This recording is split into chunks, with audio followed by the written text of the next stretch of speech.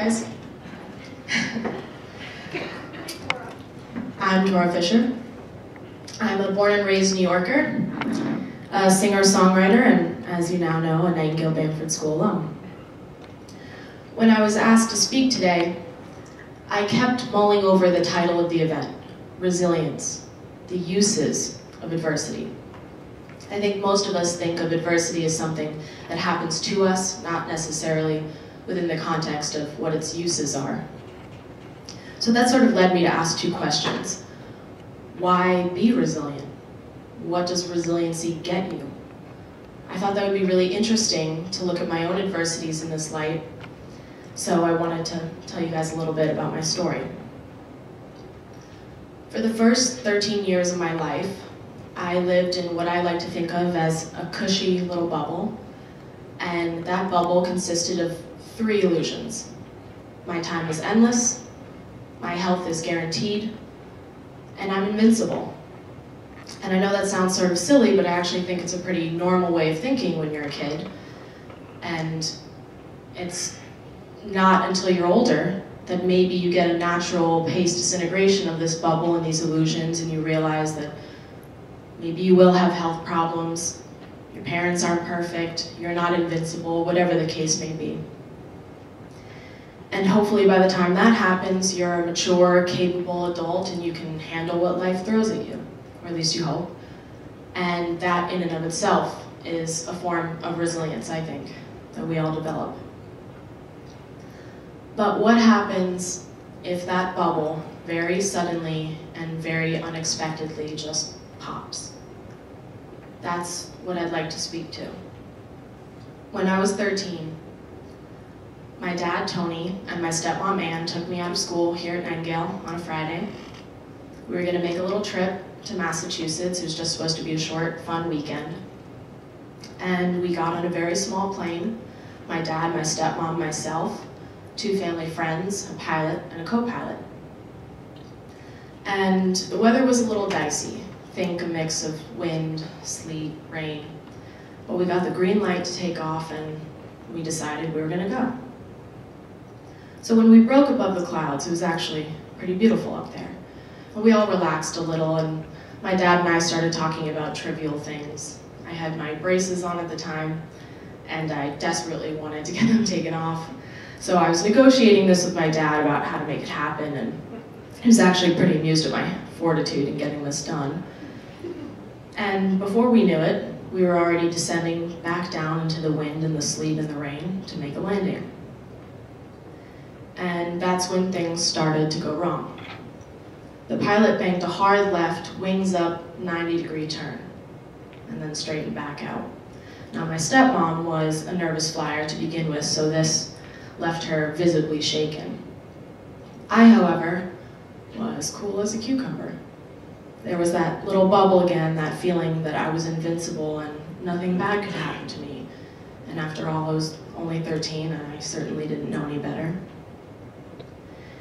And just as my dad was soothing my stepmom, the pilot banked a hard left again, 90-degree turn, wings up, this time a lot more violent.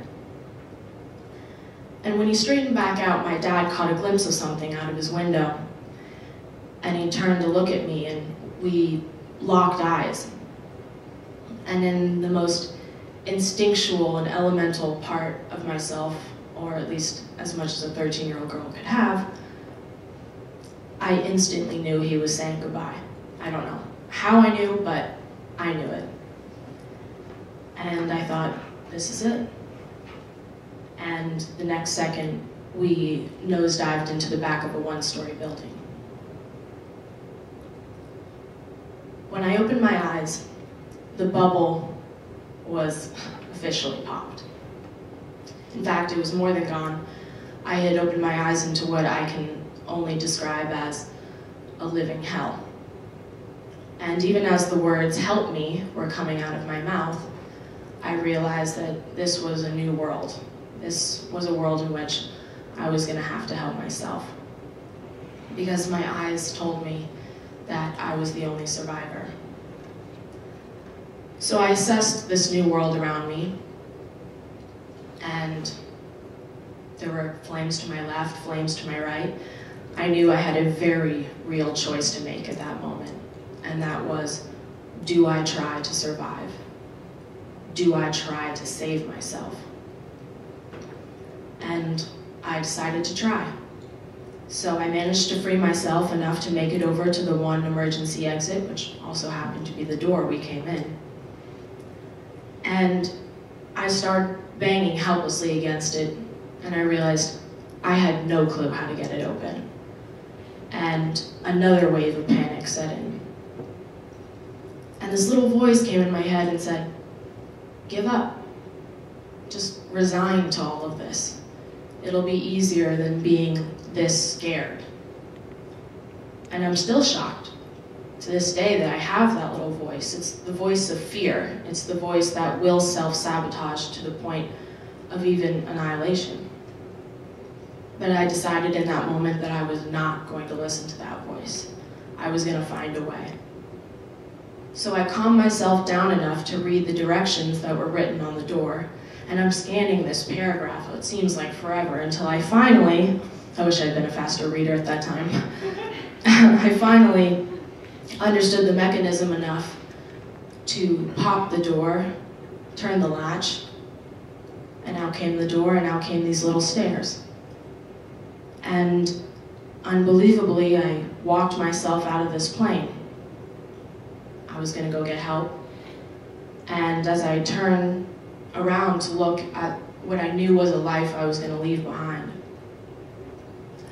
the plane exploded. So, let me go back to my original question for today. Why be resilient? What does resiliency get you? Well, my first reaction was, oh, well, it allowed me to survive. It allowed me to save myself April 4th, 2003. But that's not quite right, because resiliency is not just one day, no matter how traumatic that day is. Resiliency is cultivated and exercised in the aftermath, in the long haul. And the aftermath for me was not looking that pretty. I was dealing with the loss of my father and my stepmother. I was learning to cope with a new diagnosis of severe post-traumatic stress disorder. And on top of all of that, I was going through puberty. So I think it's pretty safe to say 2003 was not my year. But all that being said, all I really wanted to do was just grieve. But instead, I was pretty distracted by my post-traumatic stress. It had literally rewired my brain. So every loud noise, somebody dropping a book, a car backfiring, the smell of fuel, a plane flying overhead, basically anything at all would get my heart racing, my palms sweaty, my adrenaline screaming, and a little voice in my head saying, this is it. And this would happen 40, 50, 100 times a day when I was sleeping. I mean, it got to a point of torture. But still, I felt like I had already made this decision to overcome. I had already chosen twice in that plane that I was going to survive this. So for me, it wasn't a question of why, it was a question of how do I be resilient? So I started with little daily tasks. I would wake up and I would try to put as big a smile on my face as I possibly could muster, just to let my friends and family know that it was okay to be happy, and it was okay to be happy around me. And sometimes just to remind myself that I was happy to be alive. And when those daily tasks started getting easier, I started to set my sight on larger tasks. My mom, God bless her, she's up there in the balcony, she had dragged me to piano and voice lessons my whole life, saying, one day you're gonna thank me for this. And as mothers always are, she was right. I turned music into a healing, cathartic experience, and I started writing songs. And not only was it helping me heal, but I was actually finding joy and purpose in this, which was a huge turning point for me. So I wanted to take on an even larger task, and that was to realize a dream. So I began a professional music career.